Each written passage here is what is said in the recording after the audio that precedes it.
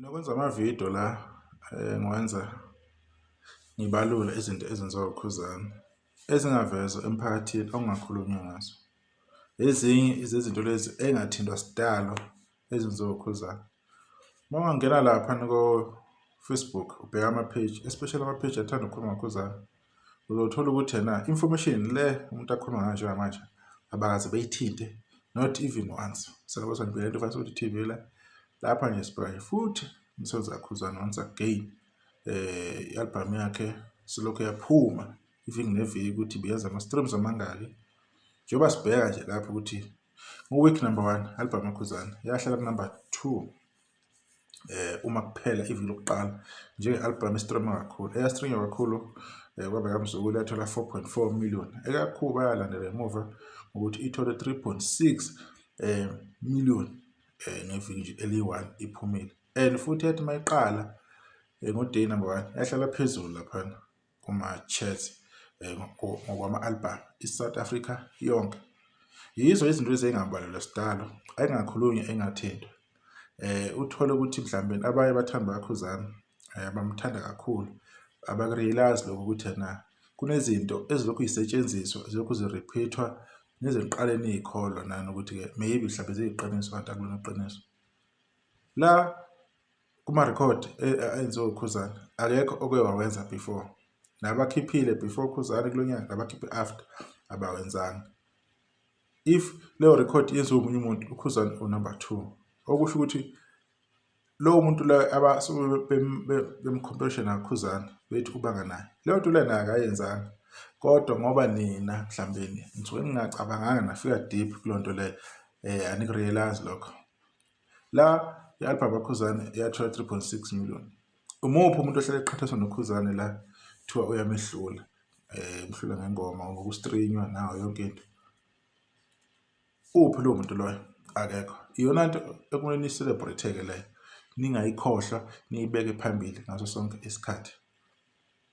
Ngajabula kakhulu mangithola ukuthi for the first 2 days uKhuzani wayehleli as a top streamed artist. Bamstreama kakhulu iy'nsuku ey'mbili ilandelana, including namapiano khona lapho neminye imiculo ekhona. Waba unumber 1 usuku lokuqala, number 2 usuku lwesibili. Lokho anikubaluli.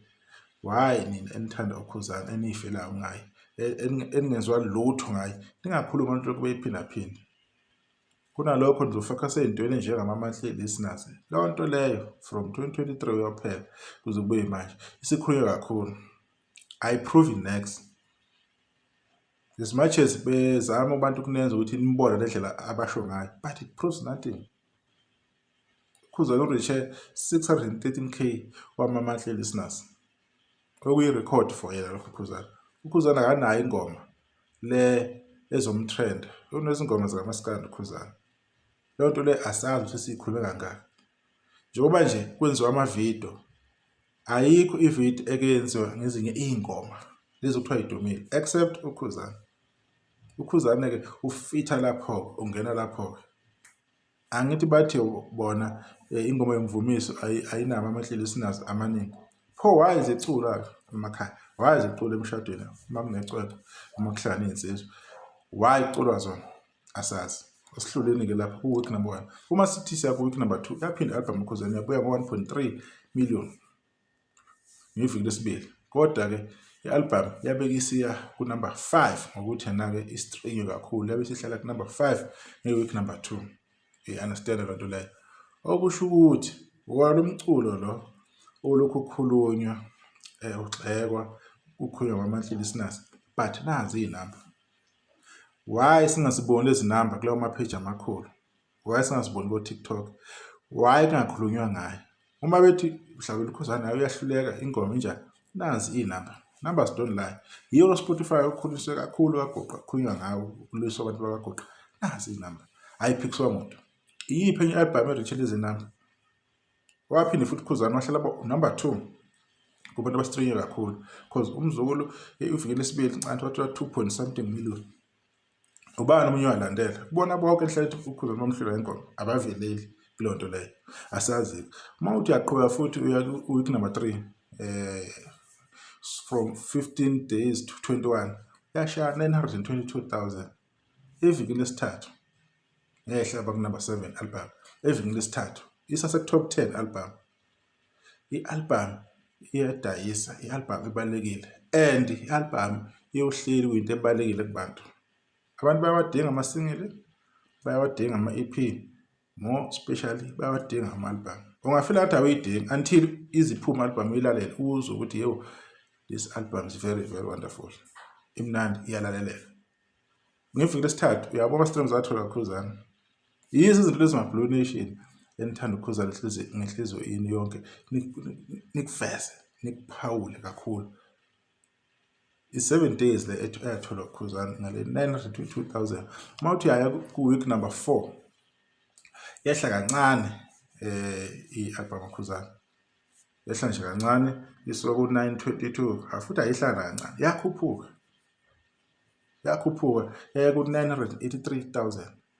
Ne-album ehla nje ngeposition eyi-1 hayi number 8 evini lesine from day number 22 to day number 28.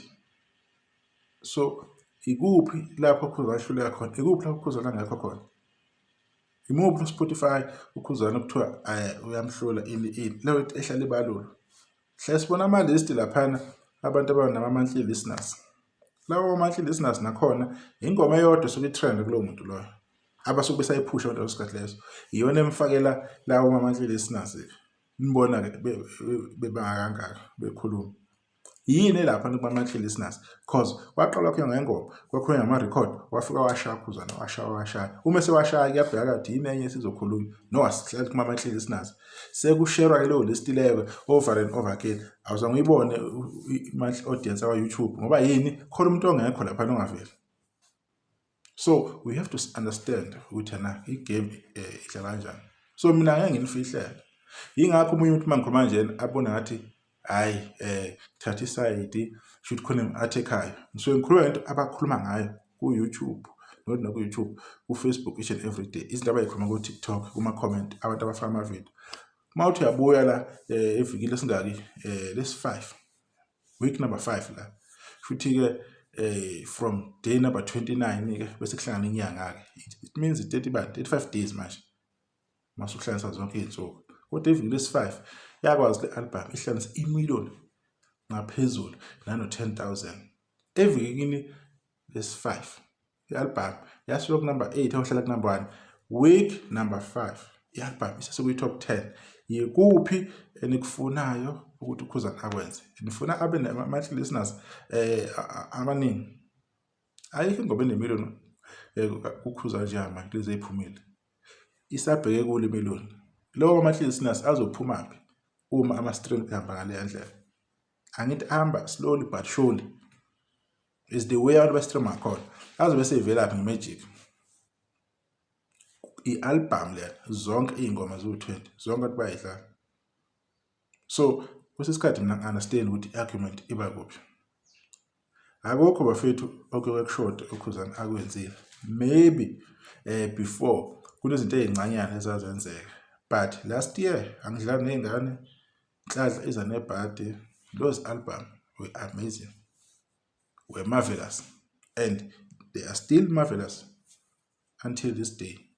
Alright, lo album lawo uma ubudata umsebenzi wakhuzana before hambe uyo-check online ukuthi kwenzakaleni ngey'namba.